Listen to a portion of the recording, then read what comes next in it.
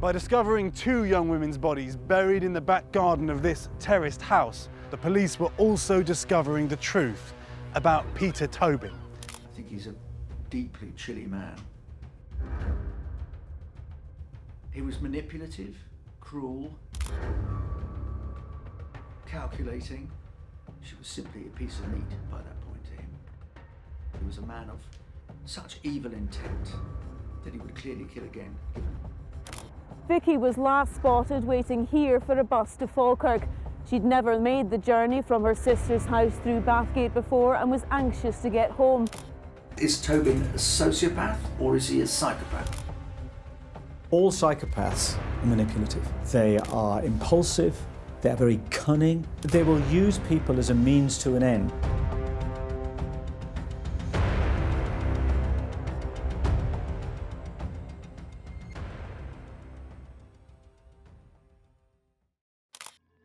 Well, Dinah McNichol had been missing for 16 years before her body was found here, buried in the back garden of what was Peter Tobin's Margate home.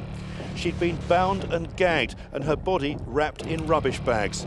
On those bags, police found 4 fingerprints, which they say matched Peter Tobin. They also found traces of an antidepressant drug in her bloodstream, a drug which was prescribed to Peter Tobin, the very same drug that was apparently used when he was later convicted of raping 2 14-year-old schoolgirls who were looking after his baby son. It's an act of grotesque horridness. I will find you and I will punish you. He is a serial sex attacker and killer. Inevitably, however, they report it.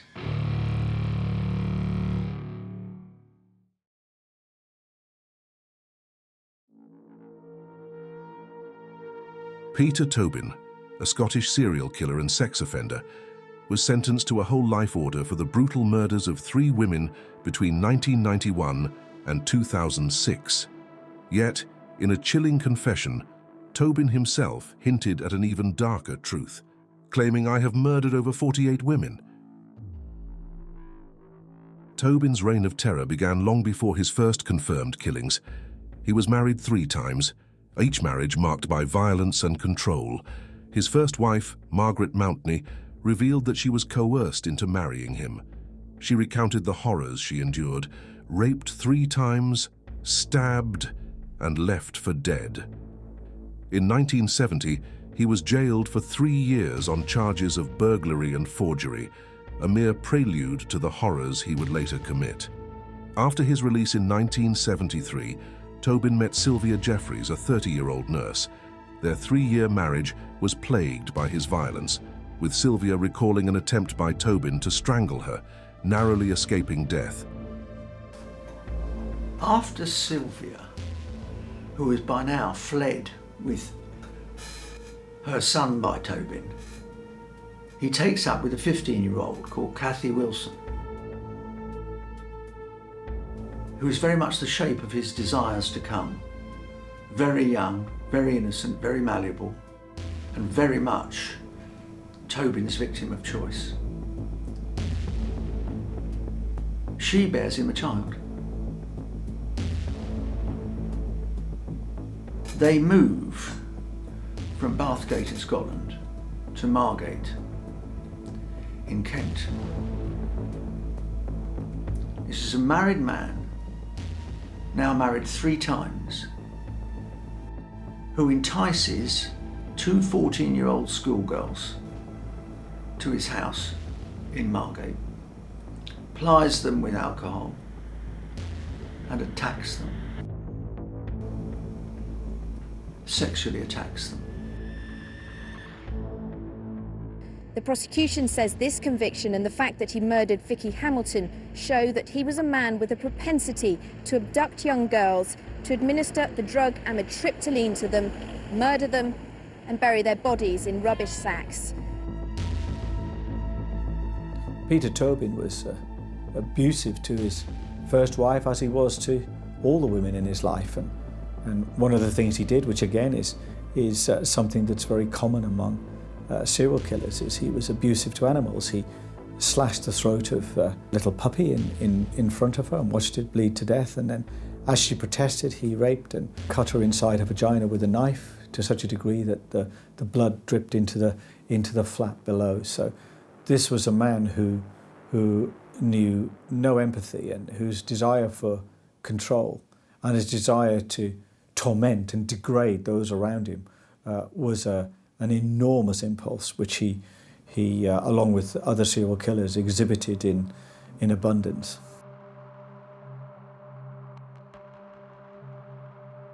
There was an incident when one of Peter Tobin's girlfriends wanted to leave him, and he actually threatened to kill their own child in front of her. So this would have been a horrific ultimatum for her, and she stayed. Perhaps to her, that was the lesser of the two evils, because above all else, she wanted to protect her child. But the problem with that kind of relationship dynamic is it's unlikely to change. Once Tobin knows that he's got the upper hand, eventually that behaviour is likely to resurface. And that could be in the immediate future, or it could be months down the line. So why don't women leave abusive partners? Why didn't Peter Tobin's wives leave him? Of course, the first one did. She left him reasonably soon. But one has to understand what abuse does, what systematic, pervasive degradation does to one's sense of oneself. It degrades it. Every act of abuse disempowers the person who is abused. And the next act disempowers the person who is abused, but it's a compound disempowerment. It's not just 1 + 1 = 2. It's 1 + 1 = 3, 5, 10, 15.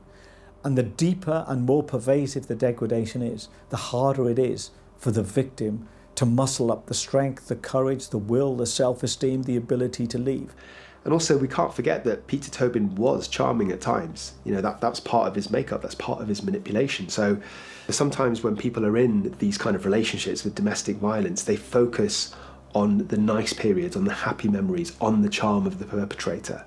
And they can be convinced by the perpetrator that they will continue to be happy times. And serial killers are quite common in this. If you try and leave, I will find you. If you say anything to anyone, I will find you and I will punish you. And when somebody is saying that, it closes that window, the only window these women have for escape, until eventually it's slammed shut.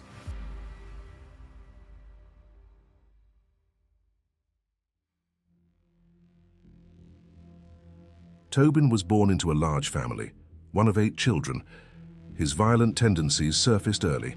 By the age of 7, he had been sent to reform school for disruptive behaviour, and a minor conviction soon landed him in a young offenders institution.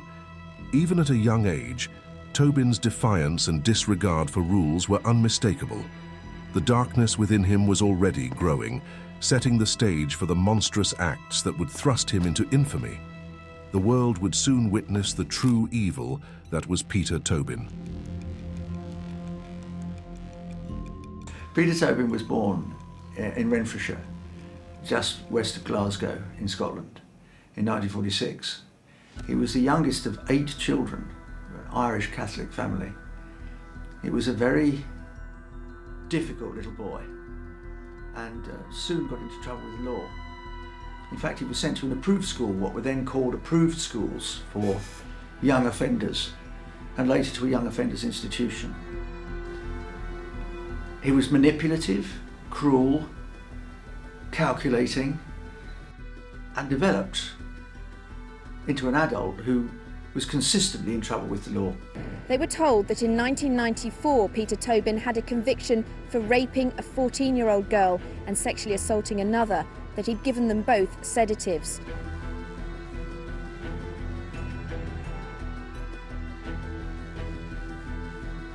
Tobin was extraordinarily peripatetic. He always had jobs that involved driving round. He was a man who never sat still. And that, as often happens unfortunately, there are quite a long history of lorry drivers, for example, of cab drivers who have a tendency to kill and get away with it because they're never in the same area very long. Tobin develops quite quickly a fairly unpleasant attitude to women. Help us! Help! Help! They're hanging the English fruit grower! Peter Tobin chose to date younger women, and this could be for a number of reasons. It could be because he had a sexual proclivity towards young women, so he had paedophilic tendencies, and this is reflected by the fact that he would intentionally use emaciated sex workers later down the line.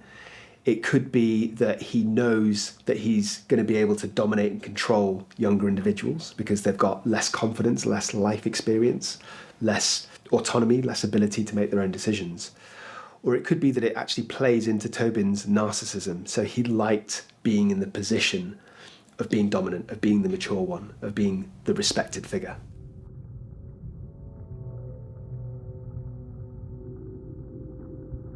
In 1994, Peter Tobin's darkest impulses were exposed.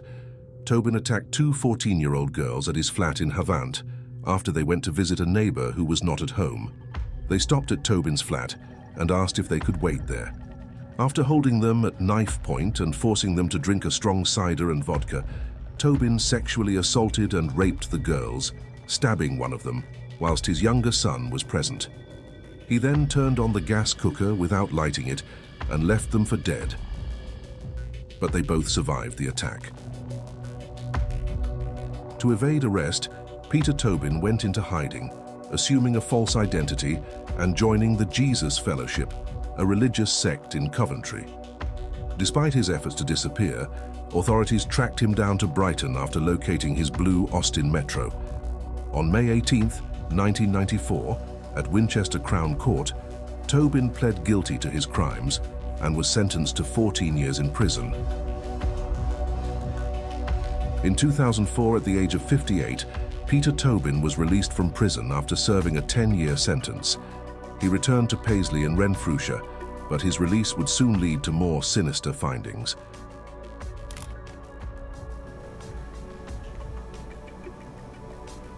The 10-year prison sentence does nothing to quell Tobin's desires. In fact, if anything, it sharpens them. Unknown to the police, when he's finally charged and convicted of the attack on two schoolgirls, Peter Tobin has already killed an 18-year-old schoolgirl called Dinah McNichol from Hampshire, whom he's literally abducted. He's offered her a lift. She's taken it, and she's paid with her life. Dinah's fateful journey had started with this man, David Tremlett. He'd been dropped off at a junction of the M25. She'd carried on. Eventually, her body will be discovered in the house that Tobin lived in Margate. But at that point, she's simply a schoolgirl who's disappeared.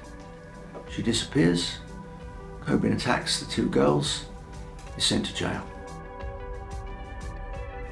Jail does nothing to change his proclivities.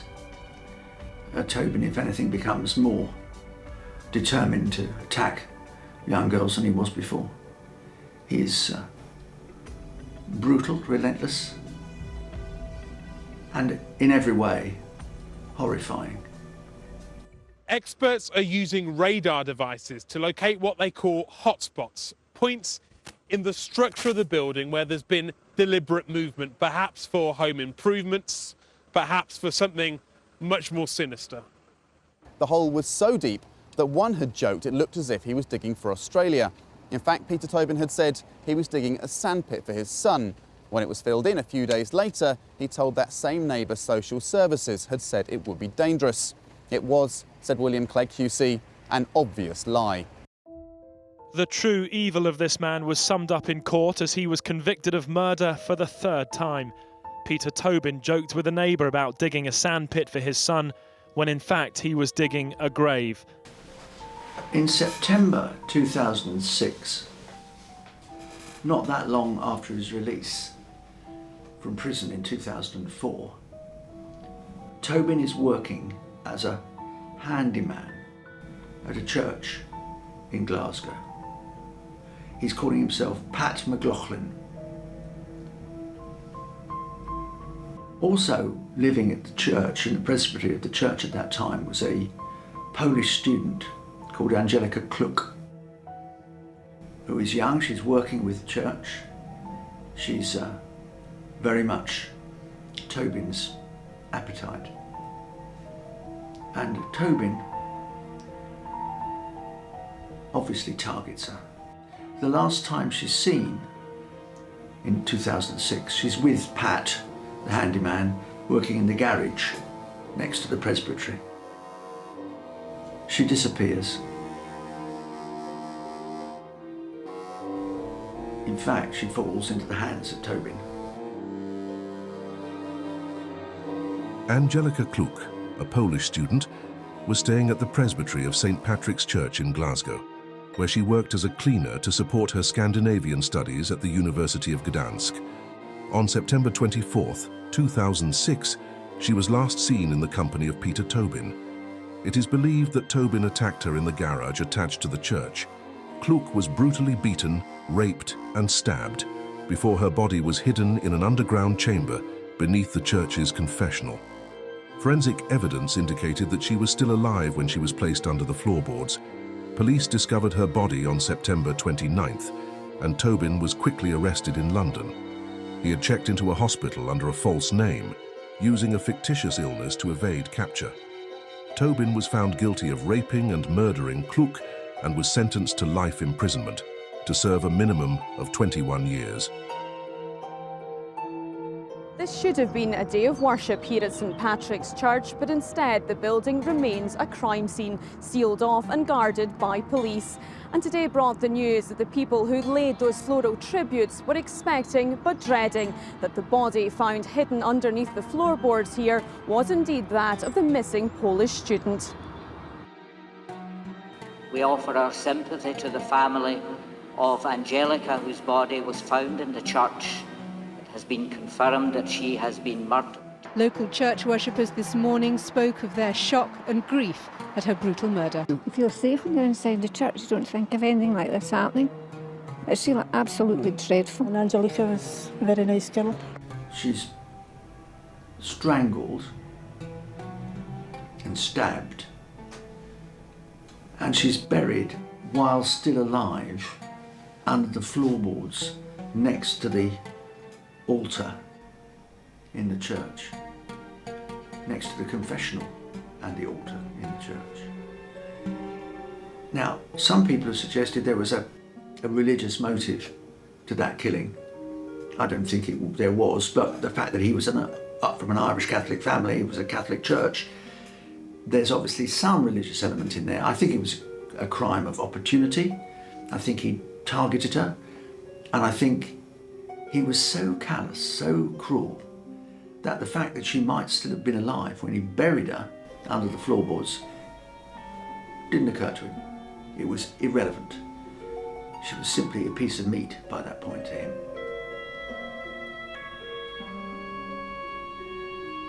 It's still a crime that literally sends a shiver down my spine.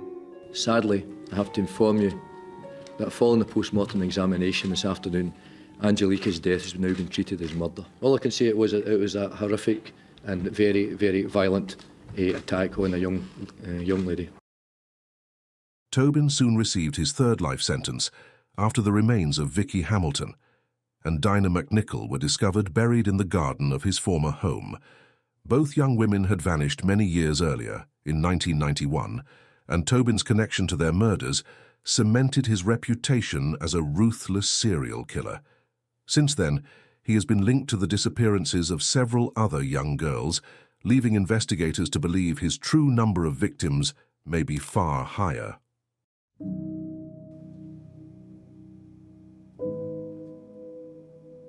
And shown not a shred of remorse, guilt, anxiety. On the contrary. I believe that Peter Tobin was a psychopath, and psychopaths can't really feel love. So he might have had affection for his girlfriends and his previous partners for short periods of time, but I don't think he deeply felt the emotional connection that you need for true love.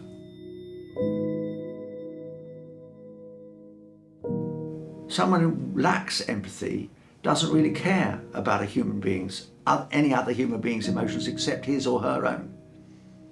So someone without empathy doesn't mind if you've broken your leg or have just recently broken up with your girlfriend or boyfriend.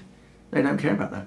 The only person they're interested in, and that's what true lack of empathy means, is themselves. They're totally themselves. They're obsessed with their own needs and desires. Empathy is distinctive for psychopaths by its absence.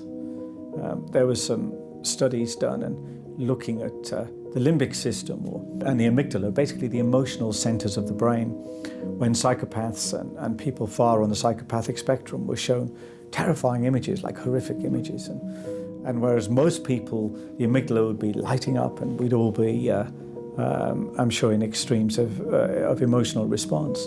For the psychopath, it was just darkness, it was complete darkness.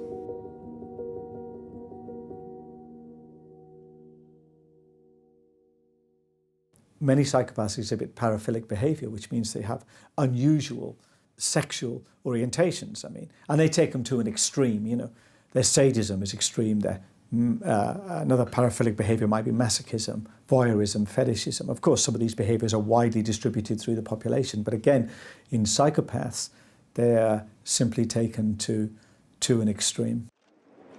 Today, in Scotland, Vicky Hamilton's father walked with the police officer in front of the secure vehicle carrying the man who used to live in that house in Margate, the man who has now been charged with his daughter's murder. This is Peter Tobin, a convicted killer serving life, who the prosecution says has a track record of drugging and killing teenage girls, and is the man who killed Dinah McNichol. He was addicted to sadomasochism.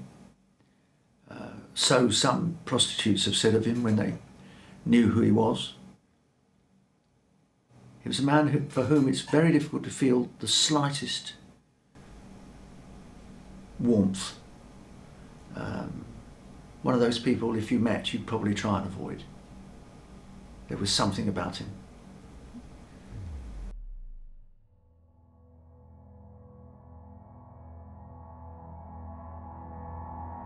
When Tobin is eventually charged with the murders, he offers no defence and is given a whole life term of imprisonment. There was no defence. There could be no defence.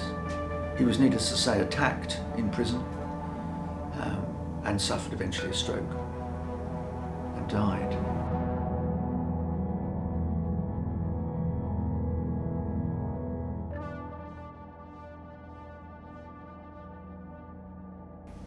Tobin is the sort of man who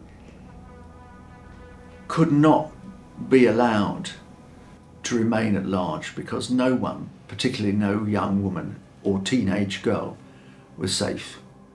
There is no question that there were other killings by Peter Tobin, but in fact Operation Anagram didn't find any conclusive proof of further victims. But so many young people disappear every year. It's very difficult to know and track all of them down.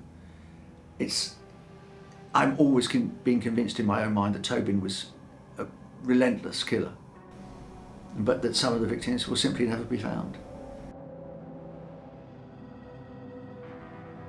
He didn't have horns, or a tail, or a black cloak, but my goodness me, he was the devil incarnate.